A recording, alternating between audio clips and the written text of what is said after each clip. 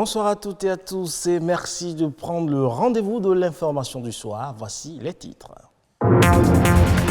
Aujourd'hui, 15 avril, c'est la journée mondiale de l'art. Occasion pour l'UNESCO de tirer la sonnette d'alarme au sujet de l'impact du Covid-19 sur les moyens de subsistance des artistes et des professionnels de la culture. Et c'est depuis hier qu'obligation est faite aux membres des institutions de la République et aux responsables administratifs de porter les masques homologués. Est-ce effectif? Constat à suivre dans un instant. Et enfin, la cécité, autrefois vue comme une maladie des personnes âgées, touche de plus en plus les enfants et même les nouveau-nés. Quelles en sont les causes et comment l'éviter? Nous en parlerons également dans ce journal.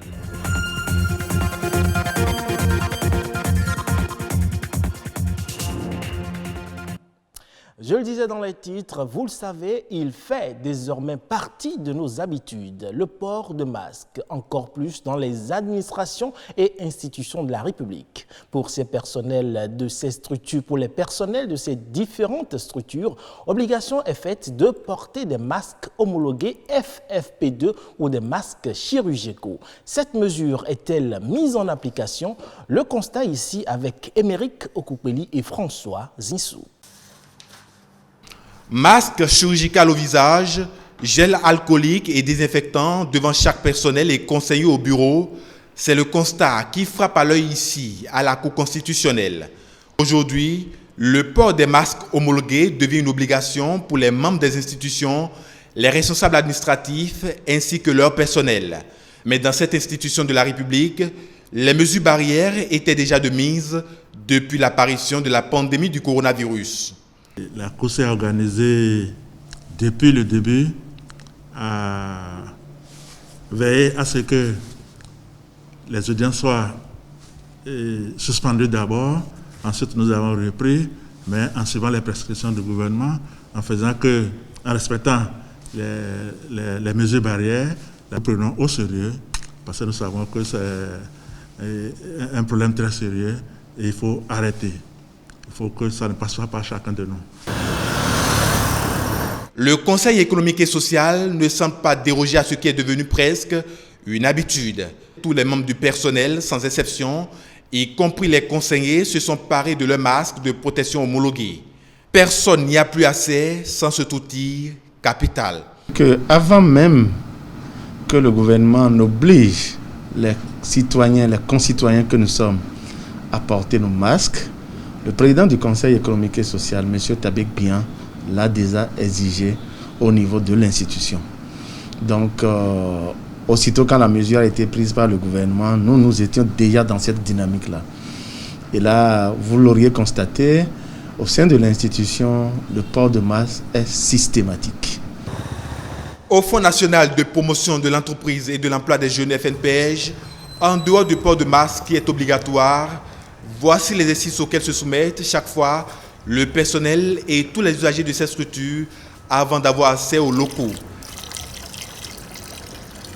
La direction générale a mis les bouchées doubles pour contrecarrer la propagation du Covid-19.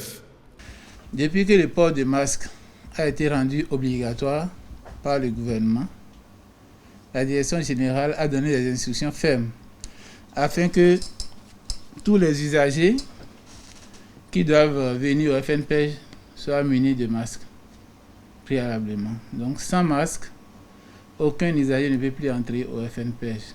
Nous avons également mis à la disposition du personnel des gels hydroalcooliques et également des gels de désinfection des claviers, des souris et des parapheurs que nous échangeons entre les bureaux ou bien entre les services.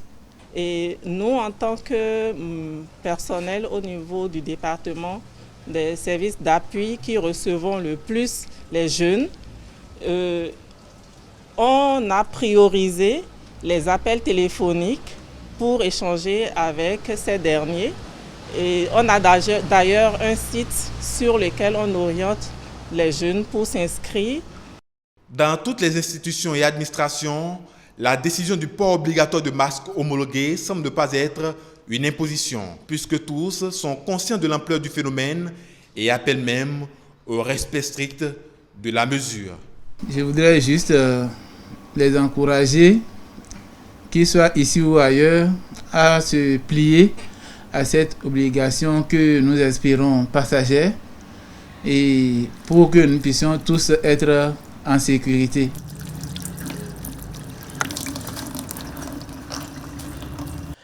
L'actualité, c'est également au plan national et c'est dans la nation en bref. Un condensé succinct des faits importants ayant marqué le Bénin durant ces dernières 48 heures. C'est un résumé de Rodrigue Babaguito.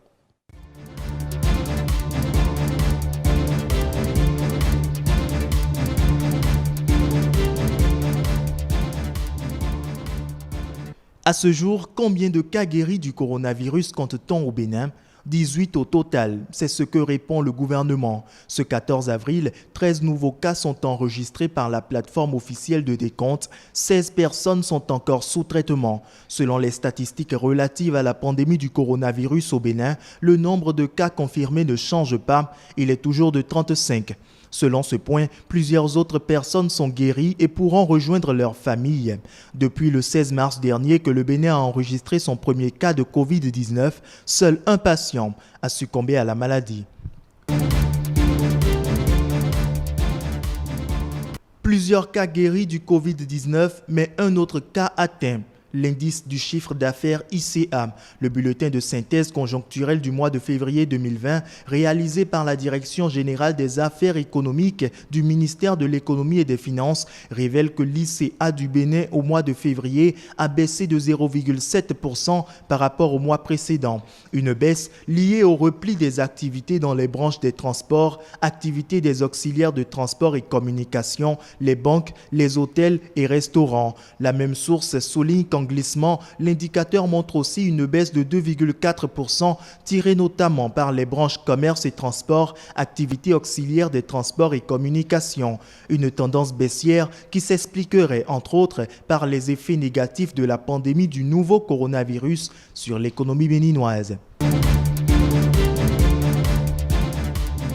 Plus de déficit d'enseignants dans les écoles primaires publiques. C'est ce qu'il faut retenir de l'émission télévisée sur le bilan des actions menées au ministère des enseignements maternels et primaires en 4 années de gouvernance de Patrice Talon. D'après le ministre des enseignements maternels et primaires, le Bénin a réussi à mettre un terme à la pénurie d'enseignants. Pour le ministre, les instituteurs recrutés pendant des décennies par les communautés à la base pour régler le problème de déficit n'avaient pas la compétence requise, chose qui a conduit le gouvernement à dire qu'il était important d'identifier les besoins de ces enseignants pour revoir la question de la qualité de l'enseignement. Conclusion, il n'existe plus dans le pays de classe sans enseignants.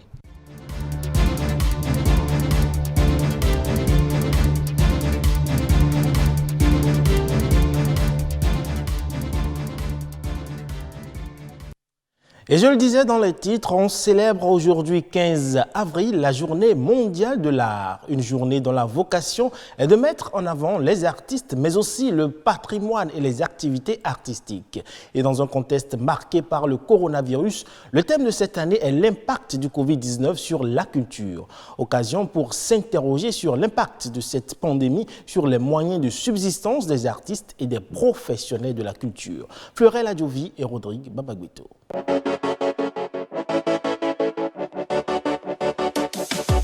La journée mondiale de l'art est le moment idéal pour célébrer la créativité et apporter de la joie aux autres.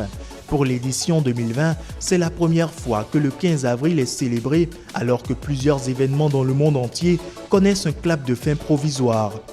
Une situation due au Covid-19 qui pousse la communauté internationale à adopter comme thème cette année l'impact du coronavirus sur la culture.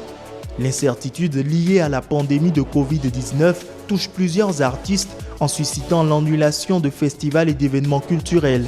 La fermeture de sites patrimoniaux, de musées, de théâtres et de cinéma et d'autres institutions culturelles met en péril le financement des artistes et des industries créatives. La fermeture de sites patrimoniaux, de musées, de théâtres et de cinéma, ainsi que d'autres institutions culturelles, met en péril le financement des artistes et des industries créatives, ainsi que la conservation de lieux extraordinaires et les moyens de subsistance des populations locales concernées, sans oublier les professionnels de la culture eux-mêmes. La pandémie affecte également de nombreux emplois. Partout dans le monde, les artistes dont la plupart dépendent d'activités annexes pour compléter les revenus tirés de leur art sont désormais incapables d'assurer leur subsistance. C'est une célébration virtuelle qui est prévue pour ce 15 avril. Au programme, un débat en ligne et une campagne sur les médias sociaux pour réunir des artistes et des acteurs clés de l'industrie afin de tirer la sonnette d'alarme sur l'impact du Covid-19 sur les moyens de subsistance des artistes et des professionnels de la culture. Les créateurs et les travailleurs créatifs du monde entier sont donc appelés à se joindre aux échanges de ce prochain débat et à inviter leurs collègues artistes à présenter les œuvres qu'ils produisent pendant le confinement dans le cadre d'une campagne sur les médias sociaux. Et en nouvelle brève à présent, le Conseil du Fonds monétaire international FMI a approuvé lundi dernier un allègement immédiat du service de la dette pour 25 pays dont 19 d'Afrique au titre du fonds fiduciaire réaménagé d'assistance et de riposte aux catastrophes. Cela entre dans le cadre des mesures que le fonds prend pour aider ces pays membres à faire face aux conséquences de la pandémie du Covid-19.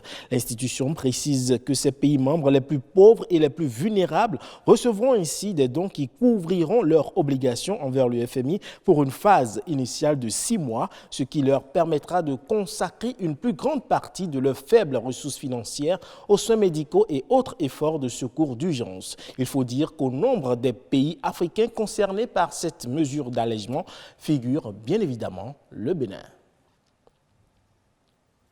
Santé oculaire à présent avec la cécité, ce mal qui affecte l'acuité visuelle au point de la rendre très faible. Il touche très souvent les personnes âgées, mais depuis peu, des enfants et même des nouveau-nés en sont malades. Question, quelles pourraient en être les causes chez les enfants et quels sont les comportements que la femme enceinte devrait adopter afin d'épargner son bébé? Afolabi Savage, médecin ophtalmologue, nous donne quelques éléments de réponse. Pour définir la cécité, selon les critères de l'OMS, c'est une acuité visuelle qui est inférieure à 3 sur 10. Généralement, les causes de la cécité chez les enfants, ça peut arriver au cours de 2 périodes. À la naissance, ils sont nés avec cette cécité-là, ou c'est en grandissant qu'ils ont eu des pathologies au niveau de l'œil qui ont entraîné une cécité. Et les différentes causes de cécité où les enfants naissent avec, il s'agit généralement de la cataracte, du glaucome cataracte congénitale, du glaucome congénital. Ils sont nés avec. Généralement, c'est pour les pathologies que j'ai citées, le glaucome et la cataracte, c'est essentiellement la chirurgie.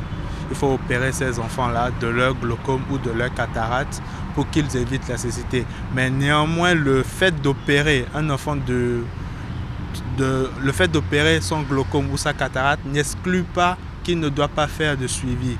Généralement, les cécités congénitales, les causes congénitales de cécité arrivent au cours de la vie intra-utérine. Généralement, ce sont des moments lorsqu'elles sont enceintes, elles ont fait une infection pendant la grossesse, c'est-à-dire comme infection, on peut citer la toxoplasmose, qui est une maladie virale. Le virus de l'herpès aussi peut donner ce type de pathologie chez les enfants à leur naissance où ils ont une cataracte congénitale. Maintenant, pour le glaucome congénital, c'est lié à des malformations au niveau de l'œil. Et cette malformation peut être aussi liée à la prise de certains médicaments au cours de la grossesse. Donc déjà, ce qu'il faut conseiller aux femmes, surtout lorsqu'elles sont enceintes, de faire suivre leur grossesse dans un centre approprié où on fera un bilan de tout ce qui est pathologie à rechercher chez eux qui peuvent donner une pathologie chez les enfants à leur naissance. Et c'est sur cet élément que se referme ce 19h45. À bientôt.